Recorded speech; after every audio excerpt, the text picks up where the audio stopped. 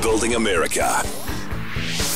The Rick Smith Show. The walls come tumbling down. The walls come crumbling, crumbling.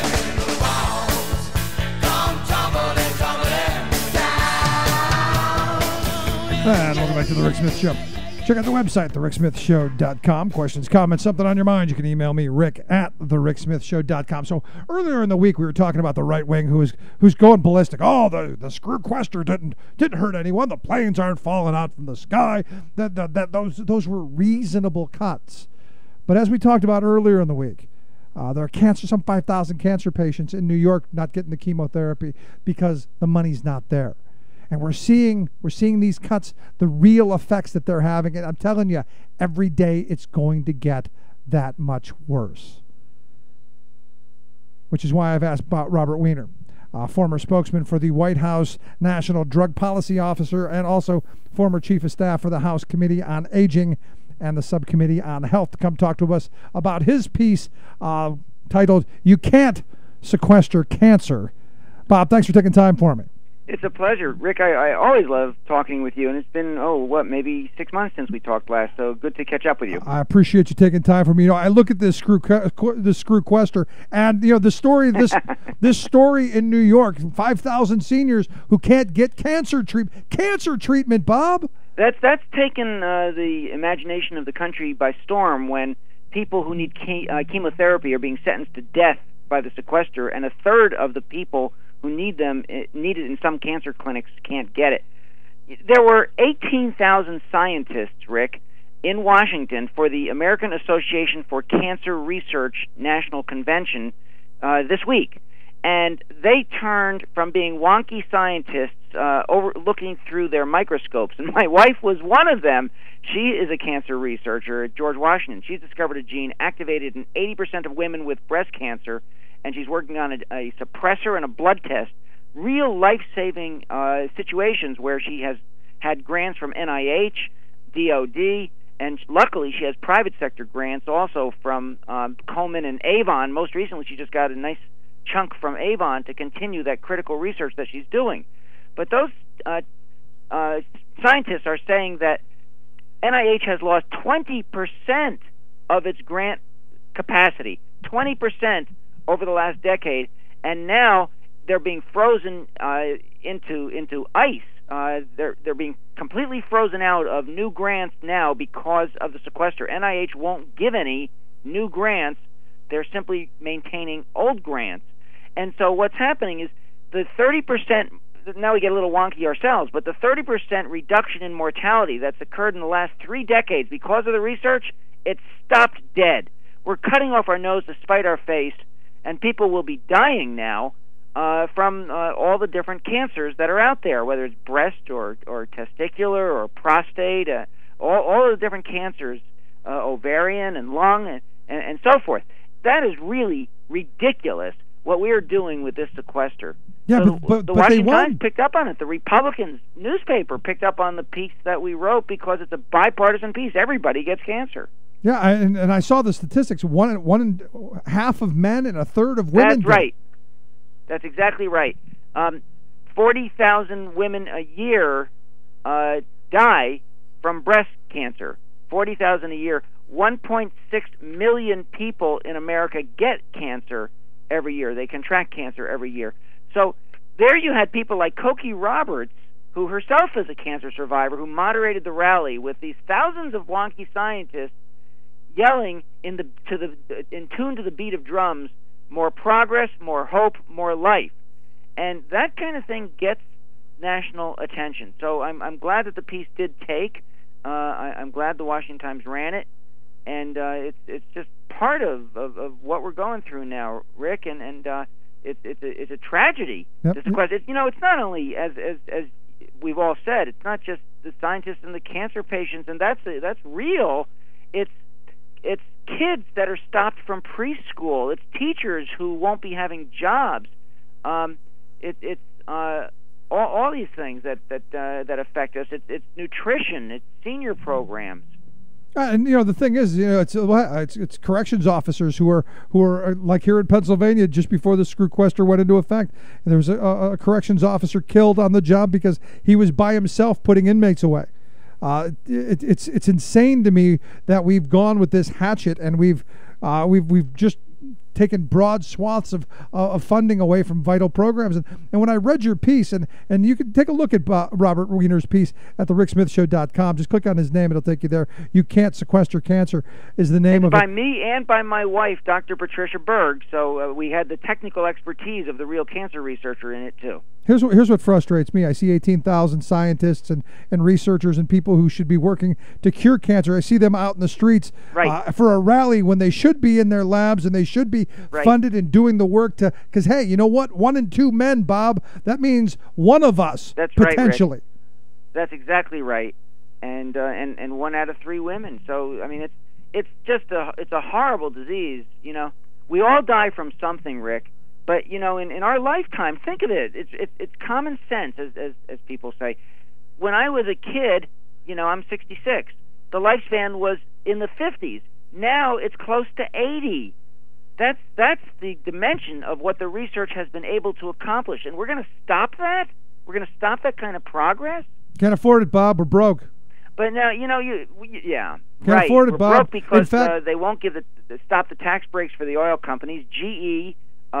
And ExxonMobil that pay no taxes, 0 taxes, that kind of thing, and the subsidies for the businesses that get them, and so they want to take it out of seniors. I listened to the earlier part of your show where you were making the points about Social Security and Medicare. Rick, that's where they want to take the money from. They want to. Obama wants. I mean, I love the guy. I ran the press room for him at the Democratic National Convention.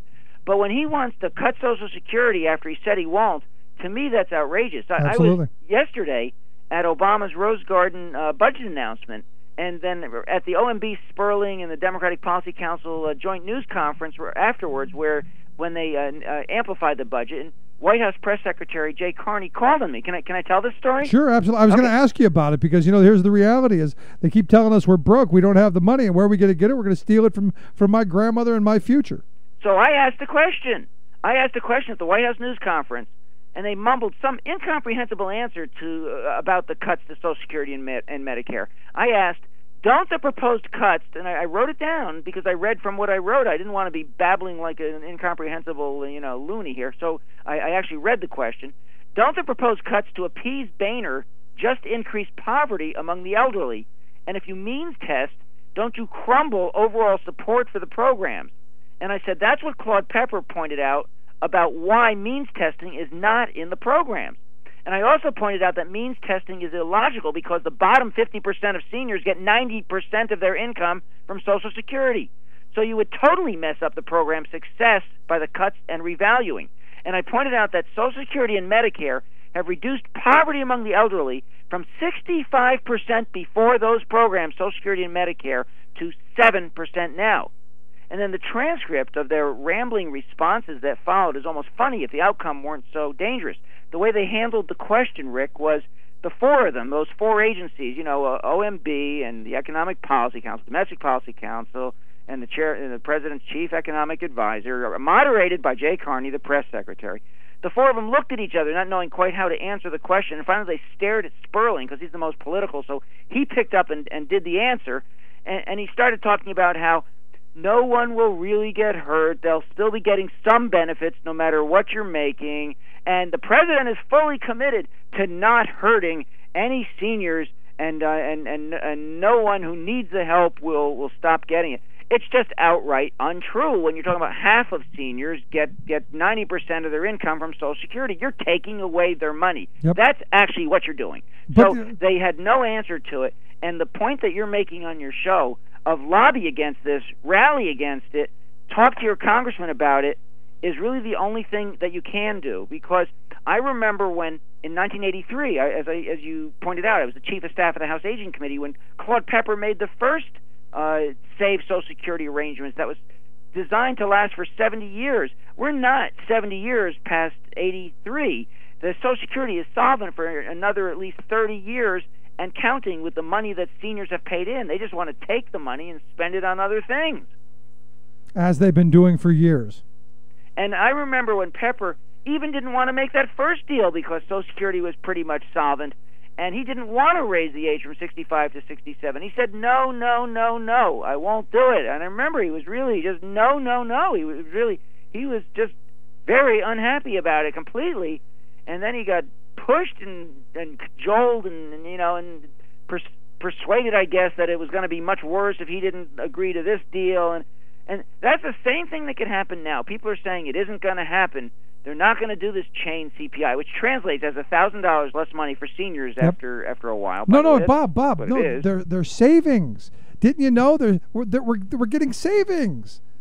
What does that mean? It means we're saving. That's all I keep hearing. There's savings associated. You're taking money from seniors. You're not saving anything. Oh no, but we're being told it's savings, so it's savings, right? You know, Rick, the big picture is, and Obama has said this, is that we spend more than the next 13 countries combined on our defense, and our wars are ending, but the defense contractors are so successful at giving campaign contributions that we're still funding defense as though we're still necessary to fight in the wars that we're not going to be fighting anymore now that he's ending Afghanistan and Iraq, and trying to keep us out of other stuff, although the defense institutions, what Eisenhower called the military-industrial complex, just wants to keep you going in the wars. That's where every country, whether it was Russia that stopped the big funding that they were doing on defense, or other countries that fell, with the fall of the Roman Empire and Spain and England, it was because they were over-empired and over-national security spending and weren't taking care of their own people. That's been the fall of every civilization, and it's going to be us if we don't take care of ourselves and stop it. That's the big picture, and we haven't gotten there yet to realize that. You and your book learning, that just sounds to me like you're anti-troop. Do you know that we've spent $4 trillion in Iraq? That's the real dollar figure. The deficit is 16, and then the Bush tax cuts are another 4, and paying for the crash that Bush created is the rest of it. That's the whole $16 trillion of our deficit right there, those three pieces. Well, I was told that it was all Obama. We were debt-free when Obama took office, and he's gone on a drunken, wild spending spree. Did people forget that we were $10 trillion as Bush left us the crash, and then we had to spend the money to get out of it? Did people forget that? Yes. We're an amnesic society, Bob. So it's really, we can be out of this debt, but it doesn't have to be on the backs of seniors. We can be out of the debt if we go back to the Clinton tax breaks, we fund defense at a rate that we absolutely should, and we invest in the jobs so that we have a flowing economy and we'll be back in business where Clinton had us rolling into surpluses. That's the real story. Yeah, you see, jobs not on the agenda. We need to be talking about the distractive stuff. We need to be talking about, Bob, whether Jay-Z got permission to go to Cuba. That's the real cutting. That's the cutting issue of the day, Bob. Jobs. That's. And we can talk about Dennis Rodman negotiating with Korea. At least he did that for free. Yeah, really. But I mean, the sad reality is you're right. These are the issues that we need to be in the streets screaming about, not just calling the congressman or writing him a polite letter. We need to be getting on the phone screaming at him. We need to be crowding his offices, especially the district offices. Go knock on the doors and stand there. We make a difference when we actually talk policy and facts and push them into persuasion. It's really tragic, but we're making an inch of headway when we should be making a foot of headway on the gun safety issue. We're making an inch of headway when we should be making a foot of headway on the immigration issue. And we've got to make more headway on protecting Social Security and Medicare. I'm with you. Again, the piece is You Can't Sequester Cancer, written by Robert Weiner and his wife, Dr. Patricia Berg. We've got a link at thericksmithshow.com. Just click on Robert Weiner's name. It'll take you right there. Bob, it's always great talking with you. I appreciate the time, man. Rick, thanks so much. Great to hear from you. Anytime. Let's take a quick break. Back with your thoughts. 1-888-520-RICK, 1-888-520-7425. This is The Rick Smith Show. We're working people. Come to talk. I hear them talking everywhere. That talking never stops. But all their words of wisdom won't make you go away. Today they close the factory down and nothing left to say. Your proud defender of the working class majority, Rick Smith.